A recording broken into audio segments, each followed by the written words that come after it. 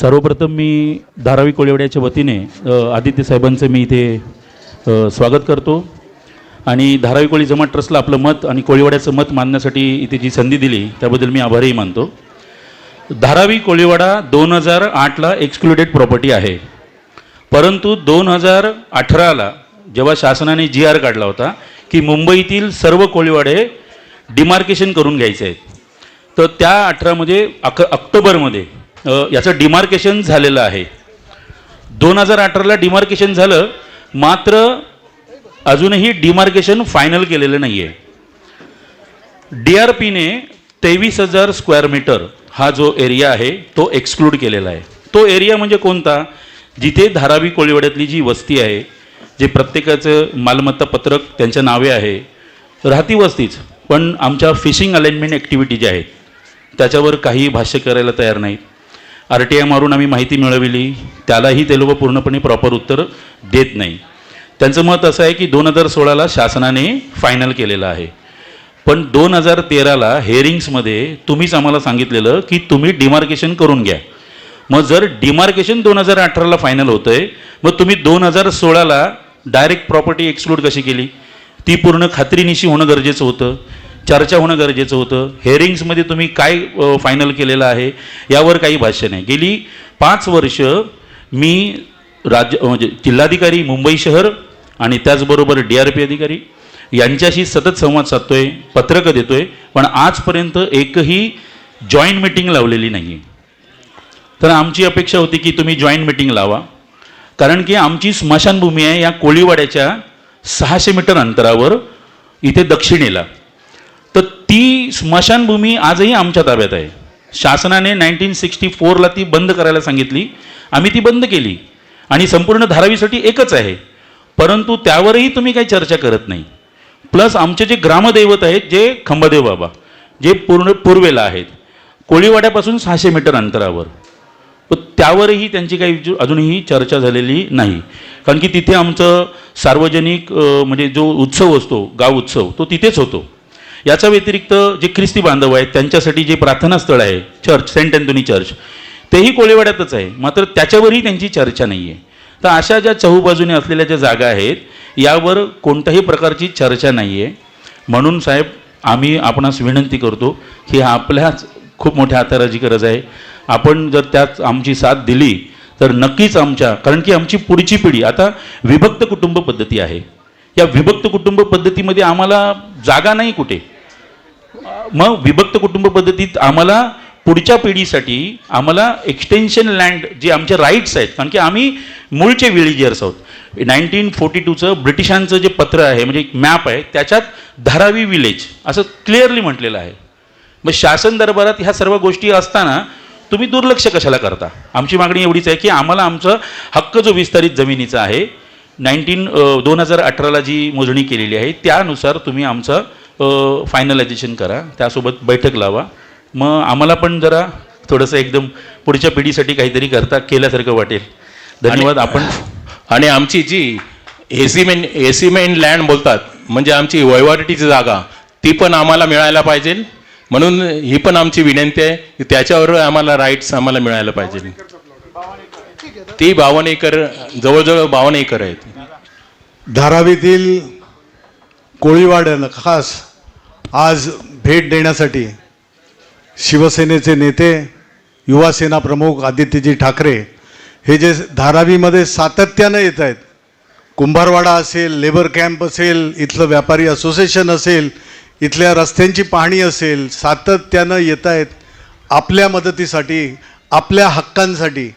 आणि हा जो लढा आहे, हा लढा ज्यावेळेला आदित्यसाहेब स्वतः आणि शिवसेना उद्धव बाळासाहेब ठाकरे पक्षाचे पक्षप्रमुख उद्धवजी स्वतः ज्यांनी पहिला मोर्चा हा धारावीकरांसाठी काढला, ज्याच्यामध्ये फक्त धारावीकर नव्हते तर मुंबईतील तमाम नागरिक, शिवसैनिक त्यामध्ये सामील झाले होते आपल्या लढ्यासाठी, आपल्या हक्कासाठी. आणि आदित्यजींचं एक वैशिष्ट्य की कुठलाही प्रश्न, कुठल्याही प्रकल्पाबद्दल तो कशा रीतीने घेतला जातो आहे, शासनाचं त्याच्यामध्ये काय इप्सित आहे आणि तिथल्या नागरिकांना त्यांचे हक्क मिळणार की नाहीत, त्या हक्कांना अबाधित ठेवून मुंबईचा विकास झाला पाहिजे. विकासाच्या आड येत नाही आहोत, परंतु विकासाच्या नावाखाली जर तिथले, जसं आता धारावी इथले आपण कोळी बांधव ज्यांची ओळखच मुळात मुंबईची आहे, मुंबईकर म्हणून मूळ नागरिक असलेल्या कोळी बांधवांना त्यांच्या हक्काच्या जागेपासून जर कोण छलकपट करून आणि छलकपट करण्यामध्ये यांचा हात कोण धरू शकत नाही. शिवसेना पक्षप्रमुख उद्धवजी ठाकरे यांच्या नेतृत्वाखाली जे सरकार चांगल्या रीतीनं उत्तम रीतीनं चाललं होतं, त्या सरकारला खाली खेचण्याचं छलकपट आपल्या सगळ्यांनी पाहिलं. आपल्याच मदतीनं इथे मी शिवसेना पक्षाचा, शिवसेना उद्धव बाळासाहेब ठाकरे पक्षाचा, आदित्यजींच्या आशीर्वादाने, उद्धवजींच्या आशीर्वादाने आपण मला निवडून दिलं खासदार म्हणून. इथे आमचं लोकप्रतिनिधी म्हणून कर्तव्य आहे आमचे हात मजबूत करण्यासाठी, आदित्य साहेबांचे हात मजबूत करण्यासाठी आपण अशाच रीतीने मजबूतीनं उभे राहा. हा लढा ज्यावेळेला तुम्ही म्हणताय आदित्यजी आगे बढो, आदित्यजी नक्की असतील, उद्धवजी असतील, परंतु तुम्ही सुद्धा खांद्याला खांदा लावून बरोबर असलं पाहिजे. याच्यासाठीच आपले सगळे प्रश्न इथे मांडण्यासाठी आदित्यजी उपस्थित आहेत. मी आदित्यजींना विनंती करेन की आपल्याला संबोधित करावं. जय महाराष्ट्र. खरं तर हा धारावीचा लढा जवळपास 1.5-2 वर्ष आपण पाहतोय, चालूच आहे. अनेक गोष्टी आपण ऐकत आलोय, कोण काय सांगतं, कोण दुसरं काय सांगतं. पण हे सगळं चालू असताना काही बारकावे जे आहेत ते मी तुमच्या लक्षात आणून देण्यासाठी इथं आलेलो आहे. कदाचित तुम्हाला वाटत असेल की ठीक आहे, DRP मधून आपल्याला एक्सक्लूड केलं, आपली राहती वस्ती आहे ती त्याच्यातून बाहेर काढलेली, आपल्याला धोका नाही आहे. पण पुढे जात असताना आणि पुढे काय काय होणार आहे हे पाहत असताना मला वाटतं आपल्या पूर्ण कोळीवाड्याने सावधपणे पुढची पाऊल टाकणं हे गरजेचं आहे. मागच्याच महिन्यात मी कुंभारवाड्यात येऊन गेलो आणि कुंभारवाड्यामध्ये मी घरोघरी गेलो. अनेकांच्या घरी गेल्यानंतर पाहिलं की तिथे छोटे छोटे व्यवसाय चालू आहेत. जे आपण पणट्या लावतो, दहीहंडीला आता 10 थर आता लागलेत, बरोबर आहे, पण त्या 10व्या थरावर हंडी जी फोडतो आपण ती त्या कुंभारवाड्यातून येते. आता गणपतीचा सण येईल, पणटे आपल्या घरोघरी लागतील, दिवाळीसाठी असतील, नवरात्रीसाठी असतील, आणि इथे जे काही आपल्याला साहित्य लागतं, सामग्री लागतं, जे काही कुंभारांकडून यायचं असतं ते त्या कुंभारवाड्यातून येतं. खरोखर आपल्याला अभिमान वाटला पाहिजे. असं आमच्या शेजारच्या एरियामध्ये, म्हणजे आम्ही इथे कलानगर, हे BKC वगैरे नंतर आलं. खरं कलानगर आणि धारावीमध्ये काहीच अंतर नव्हतं, BKC मधल्यामध्ये नंतर आलं. ठीक आहे, तेही आपलंच आहे. तसं पाहायला गेलं तर मुंबईत सगळी आपली आहे. पण हे जरी असलं तरी ह्या कुंभारवाड्यामध्ये गेल्यानंतर अनेक घरांमध्ये मी गेलो आणि मला प्रश्न एकच लोक विचारत होती की हमारा क्या होगा, आम्ही जायचं कुठे, आम्ही इथून निघाल्यानंतर आमचा व्यवसायाचं काय होणार, आम्हाला इमारतींमध्ये टाकल्यानंतर जे आमचे छोटे मोठे व्यवसाय आहेत, वर्षानुवर्ष पिढ्यानपिढ्या चाललेले व्यवसाय आहेत, ते आम्ही जाणार कुठे. आणि इथे जसं आपण पाहतोय की इथे आपले हिंदू बांधव आहेत, ख्रिस्ती बांधव आहेत, सगळे एकामेकाच्या सोबत राहतात आणि प्रत्येक कोळीवाड्यात राहतात. कारण आमच्याकडे वरळी कोळीवाड्यात पण तसंच वातावरण. तिथे देखील तिथे सोमनाथ जिल्ह्यामधून आलेले अनेक लोक आहेत. 3 पिढ्या 4 पिढ्यापूर्वी ते आले होते. तिथे काही मुस्लिम बांधव आहेत, की ते हिंदू बांधव आहेत. तिथे सोमनाथ जिल्ह्यातून आल्यानंतर अर्थात शंकराचं देखील चांगलं मंदिर आहे. पण आता चाललंय काय सगळीकडे, जेव्हा जेव्हा आपण धारावीबद्दल बोलतो तेव्हा भाजप एक प्रचार सुरू करतं की अरे हे तर बांगलादेशांसाठी चाललंय, हे तर रोहिंग्यांसाठी चाललंय. बरं, भाजपला हे पण माहीत नाही की रोहिंग्या बर्मामधून येतात, बांगलादेशमधून नाही, तरी पण बोलायचं म्हणून बोलायचं. म्हणून आज पहिला प्रश्न जो मी कुंभारवाड्यात विचारला तो मी तुम्हाला विचारतोय, तुमच्यात कोणी बांगलादेशी आहे का? मग भाजपला तुम्ही बांगलादेशी कसे वाटतं? प्रश्न जरी आपल्याला गंमत वाटत असेल तरी बाहेर जो प्रचार चालला आहे की इथं घुसपेटी आहेत, हे बांगलादेशी आहेत, हा प्रचार करून करून करून करून संपूर्ण मुंबईमध्ये वातावरण बिघडवायचं, मुंबईमध्ये वातावरण तुमच्या विरुद्ध करायचं आणि तुम्हाला लवकर इथून बाहेर काढण्यास भाग पाडायचं. हा जो कट चाललाय, कारस्थान चाललंय, हे आपल्याला हाणून पाडायलाच लागेल. हे सगळे आपले कोळी बांधव आहेत. इथे किती वर्षापूर्वी तुम्ही इथे आलात, किती वर्ष तुम्ही इथे राहताय, किती पिढ्या तुम्ही इथे राहताय. आणि हेच मी तिथे कुंभारवाड्यात बघितलं की खालच्या मजल्यावर, तळ मजल्यावर त्यांची फॅमिली होती, आई वडील होते, वरच्या मजल्यावर कोणाची मुलं राहत आहेत, कोणाचा भाऊ राहतोय, कोणाची बहीण राहते. पण गंमत अशी केली ह्या सगळ्यांनी, अदानी समूहाने, की सगळ्यांनाच, म्हणजे आता मध्ये कुठे ते मेघवाडीमध्ये मला ते झालं ना, सर्वे झाला आणि तो सर्वे काही ठराविक लोकांनी विश्वास ठेवला की चला काहीतरी चांगलं होतंय, वर्षानुवर्ष आपण इथे राहिलेलो आहे, काहीतरी चांगलं मिळेल, आपल्याला खोळी तरी मिळेल. ते करून जेव्हा सर्वे झाला तुम्हाला आश्चर्य वाटेल, धक्का बसेल, 80% जास्ती लोक अपात्र ठरवली. 80% जास्ती. सगळे मला भेटायला आले, सेना भवनला मला भेटले. तर साहब हम तो यहाँ पहले से रह रहे, पीढ़ी मेरी यहीं गई, मेरे परदादा यहाँ आए, मेरे दादाजी यहाँ थे, मैं यहाँ अभी पला बसा हूँ, तो मैं कैसे यहाँ अपात्र हुआ. आणि मी त्यांना हेच सांगितलं, तू अपात्र होण्यासाठी तू काय केलं होतं. नाही, मैंने तो अदानी पे विश्वास रखा, मैंने तो सरकार पे विश्वास रखा. म्हणजे ज्या सरकारवर आपण विश्वास ठेवतोय तेच सरकार आपलं विश्वासघात करतंय, हे तुम्ही लक्षात घ्या. ठीक आहे, तुम्हाला परत एकदा सांगतो, मी कदाचित वाटत असेल की हे एक्सक्लूड केलं, पण ह्याच धारावीमध्ये नंतर अदानी समूह असेल किंवा हे सरकार असेल, मोठे मोठे टॉवर आणतील. आणि टॉवर आल्यानंतर तुम्हाला काय सांगणार. जे पियुष गोयल जेव्हा खासदार बनत होते, जेव्हा तिथे फिरत होते, कोळीवाड्याच्या समोर गेले आणि मग नाकावर रुमाल घेतला, नाही बहुत गंदा बास आता है, हा ये सब निकाल दो, सगळं काढून टाका. पण धक्कादायक गोष्ट ही आहे, जी आत्ता आम्ही लढत होतो. आणि थोडं दुर्दैव आपल्या मुंबईचं हेच आहे की प्रत्येक ठिकाणी कोळीवाड्यात आपल्याला लढा द्यायला लागतोय. सगळे आपल्यावरच येतात आणि आपल्यावर काय येतात हे आपल्याला कळत नाही आहे. ही मुंबई आपली असताना देखील आपल्या अंगावर काय येतात आपल्याला कळत नाही. पण तुम्हाला सांगतो, मागचं सरकार जे होतं फेकनाथ मिंदेंचं, त्यांनी देखील एक हाऊसिंग पॉलिसी काढली होती. तेव्हा विरोध करणारा एकमेव पक्ष आणि पहिला पक्ष आपण होतो, शिवसेना उद्धव बाळासाहेब ठाकरे पक्ष होता. त्याचं कारण हेच आहे की त्यांनी कोळीवाड्याला डेव्हलपमेंट करायचं. ठीक आहे, विकास झाला पाहिजे, पुनर्विकास झाला पाहिजे, सगळ्यांना चांगली घरं मिळालीच पाहिजेत. पण तुम्ही मला सांगा, कोळीवाड्यांचं डेव्हलपमेंट हे क्लस्टर डेव्हलपमेंट होऊ शकतं का. क्लस्टर डेव्हलपमेंट होऊ शकतं का. क्लस्टर डेव्हलपमेंट म्हणजे SRA ला दुसरं गोंडस नाव, हे क्लस्टर दिलं जातं. जे आत्ता आपले एकरांवर पसरलेले कोळीवाड्यात जे बैठे घरं आहेत, आपली बंगले आहेत, आपल्या ज्या काही इमारती आहेत, आपल्या वास्तू ज्या आहेत, जी मंदिरं आहेत, जे धर्मस्थळं आहेत, तुम्ही मला सांगा, क्लस्टरच्या नावाखाली तुम्ही 305 मध्ये जाऊ शकता का. मासे आपण जेव्हा आणतो, डॉकिंग करतो, मग आल्यानंतर ड्राय डॉकिंग हे आपल्या बोटिंगचं होतं. पण मच्छी आपण सुकायला टाकतो, ती सगळी टाकणार कुठे, तुम्ही ठेवणार कुठे. आत्ता जे मार्केट बघितलं आपण, ते पहिलं काढायला येतील. आणि हे प्रायव्हेट मार्केट आहे. मला खरं तर वर्ल्डीत तुमच्याकडून थोडं तिथे करायचं, असं बघायचं आहे, थोडं एक करू आपण एकत्र. पण हे इथून जर तुम्हाला असंच टॉवर आल्यानंतर काढलं तर तुम्ही जाणार कुठे, कुठे आपण काही बोलू शकणार आहे. म्हणून जी आत्ता जो लढा द्यायचा आहे तो आत्ताच आपल्याला द्यायला लागणार. जे आपले हक्क अबाधित करून घ्यायचे ते आत्ताच करून घ्यायला लागणार. हक्क जे आपल्याला पुस्तकांमध्ये आपल्या कुठच्या जे काही डॉक्युमेंट असतील ते आणायचे ते आत्ताच करून घ्यायला लागणार. आत्ता ही जर वेळ निघून गेली तर कधी पुन्हा ही वेळ हातात येणार नाही. पण धारावीच्या नावाखाली जी काही लूट चालू आहे, जी काही अदानी समूह लूट करत आहेत मुंबईची, भयानक परिस्थिती आहे. मला माहीत नाही तुम्हाला इथे किती लोकांना माहिती आहे, पण आपलं धारावी जे साधारणपणे 300 एकरवर पसरलेलं आहे, पुनर्विकास करायचा आहे. अनेक वर्ष मी ऐकतोय, कारण मी शेजारी असल्यामुळे अर्थात ऐकत असतो. पुनर्विकास झाला पाहिजे, 100% झाला पाहिजे, चांगली घरं मिळाली पाहिजेत, रस्ते चांगले मिळाले पाहिजेत. आता अनेक लोक मला सांगत होते, आमच्याकडे पाण्याच्या लाईनचा प्रॉब्लेम आहे, गटाराच्या लाईनचा प्रॉब्लेम आहे, ते नीट झालंच पाहिजे. पण हे होताना विकास आपला होतोय की अदानी समूहाचा होतोय, हा देखील आपण लक्षात घेतलं पाहिजे. कदाचित आपलं सरकार असताना जेव्हा आपण टेंडर काढत होतो तेव्हा कदाचित अदानीला मिळालं असतं, कोणाला दुसऱ्याला मिळालं असतं, मिळू शकलं असतं. पण जे काही लूट चालू आहे ती आपण करू दिली नसती. तुम्हाला माहिती आहे काय काय लुटतायत हे लोक. तुमचा विकास करणार हे सांगून, आपल्या धारावीचा विकास करणार सांगून अदानी काय काय मुंबईतून घेऊन जातात माहिती आहेत का.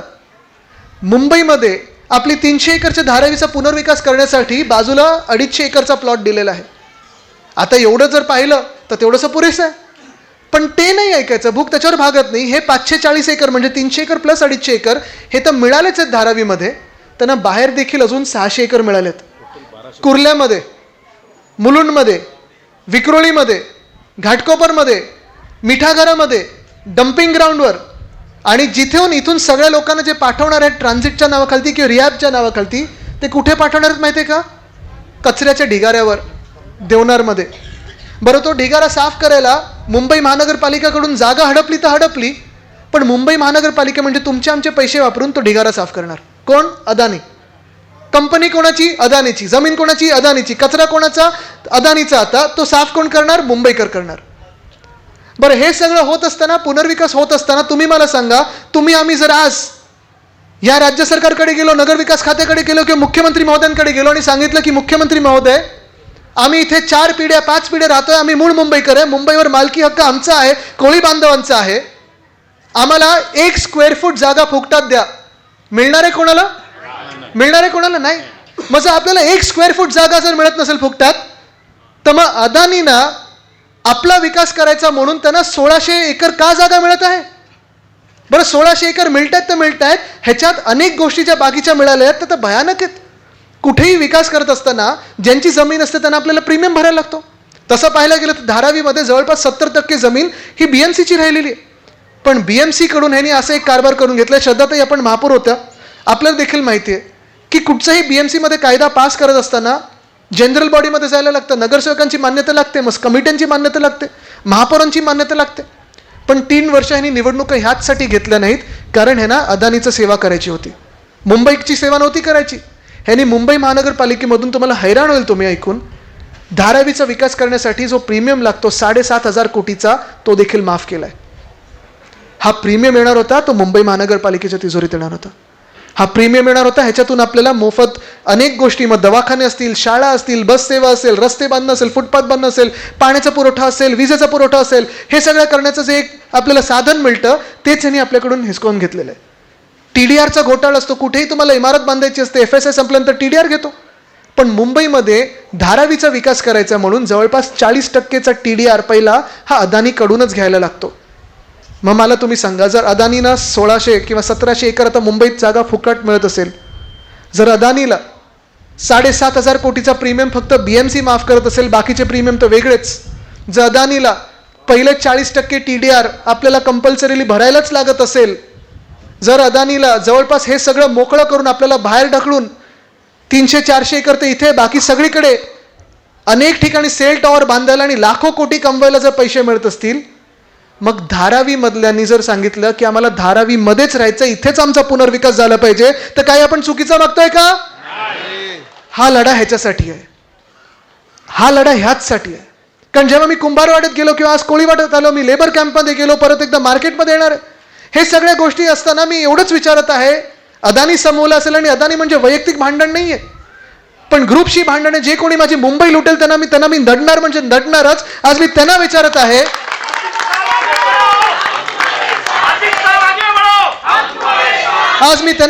आहे, की कुंभारवाडा काय करणार तुम्ही, कसा तुम्ही ठेवणार, कसा त्याला विकास करणार, ह्याचा काय प्लॅन आहे तो इथे येऊन लोकांना समजून दाखवा, तरच आम्ही तुम्हाला मान्यता देऊ, नाही तर इथं तुम्हाला येऊ देणार नाही. आमचा कोळीवाडा मुंबई कोळी बांधवांची आहे. या कोळीवाड्यात तुम्ही सांगितलं पाहिजे की या कोळीवाड्याचा विकास कसा होणार आणि इकडेच राहून आमचा विकास कसा होणार, आमच्या बोटी कशा इथे लागणार, आमचं मच्छी मार्केट इथे कसं राहणार, नाही तर तुम्हाला इथे पाऊल ठेवू देणार नाही. ह्या धारावीकरांचा आज प्रश्न जो आहे तो आम्ही विचारत आहोत की आम्हाला कचऱ्याच्या ढिगाऱ्यावर जायचं नाही, आम्हाला इथून हलायचं नाहीये. जर आमचा विकास करायचा असेल, ठीक आहे, तुम्ही जगातले सर्वात श्रीमंत व्हा, कोणी अडवत नाहीये, पण ते करत असताना आम्ही तुम्हाला आमची मुंबई लुटू देणार नाही. इकडे जर विकास करायचा असेल तर प्रत्येक धारावीकराला पात्र करून इथेच घर मिळायला पाहिजे, नाही तर तुम्हाला पाऊल ठेवू देणार नाही. जो धोका आपल्या समोर दिसत आहे, आता मला येताना एक आजीनी मध्ये थांबवलं, माझे हात पकडले आणि मला सांगितलं, तुझ्या आजोबांनी सांगितलेलं की इकडच्या कोळीवाड्यावर आम्ही संकट येऊ देणार नाही. मी आजीनं तेच सांगितलं की मी मुद्दामून त्याच्यासाठीच आलोय, तोच शब्द पाळायला आलोय, माझ्या आजोबांचाच शब्द पाळायला आलोय. त्या मुंबईकडे कोणी वाकड्या नजरेने पाहिलं तर त्यांना हाणून पाळायला आलोय, म्हणून मी तुमच्यामध्ये आलेलो आहे.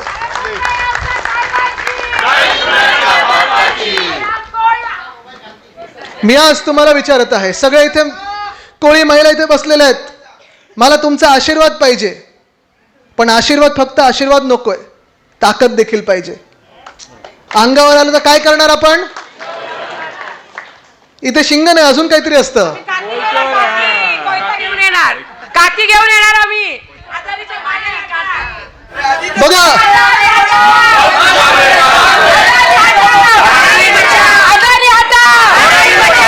मुंबई आमच्या कोळ्यांची, मुंबई आमच्या कोळ्यांची. ही ताकद आपल्याला दिसलेलं पाहिजे, कारण हेच भाजपचं सरकार आहे, हेच मिंदेंचं सरकार आहे जे प्रत्येक कोळीवाड्यावर हेच संकट आणत होतं क्लस्टरचं, ते आपण पळवून लावलं.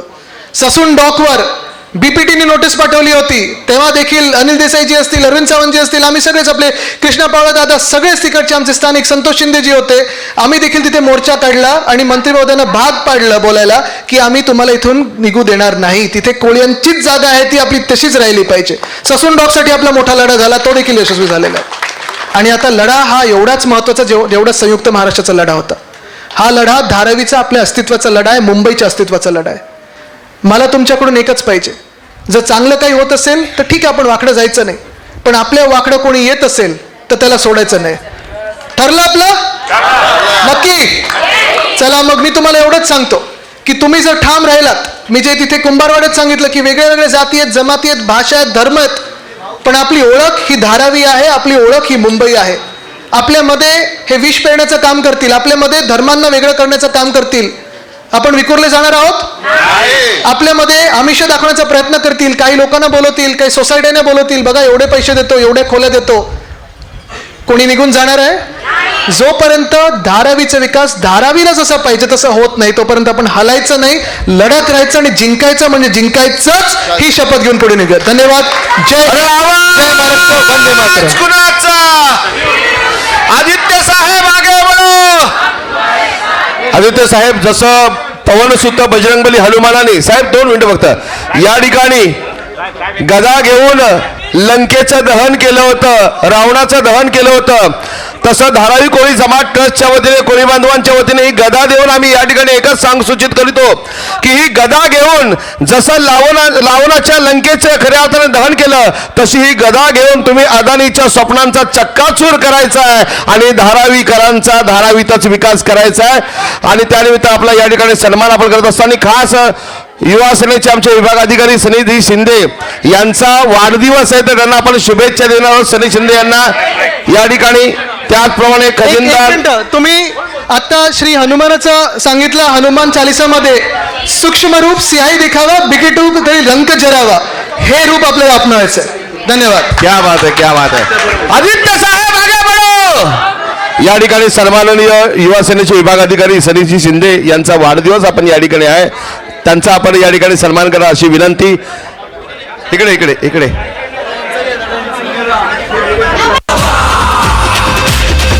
या ठिकाणी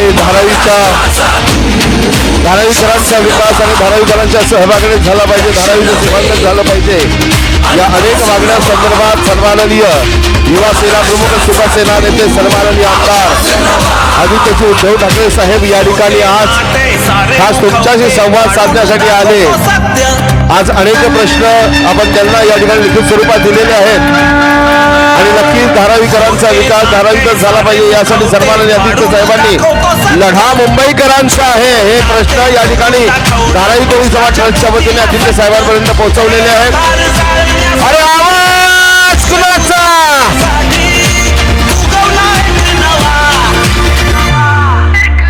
धन्यवाद. आपण सर्वजण या ठिकाणी उपस्थित राहिला, आपल्या सर्वांचे मनपूर्वक आभार.